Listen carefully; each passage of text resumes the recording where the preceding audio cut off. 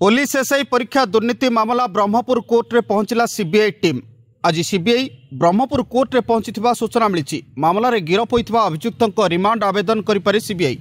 पूर्व मामलार तदंत नहीं सीबीआई सुपारिश करथिले राज्य सरकार। आवेदन को केन्द्र मंजूरी पर तदंत आरंभ करछि सीबीआई।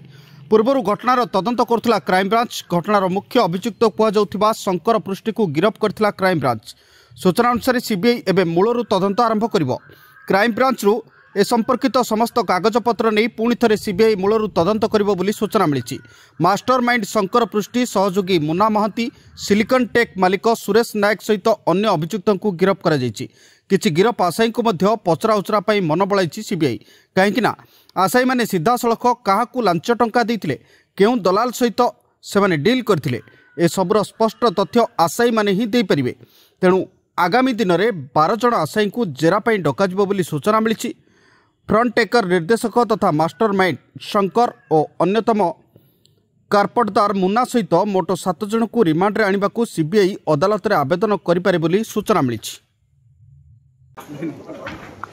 टिके बाट छाड़ दियो सर, टिके बाट छाड़ दियो तो सरी जाऊ, कामडा सरी जाऊ। तबा टिके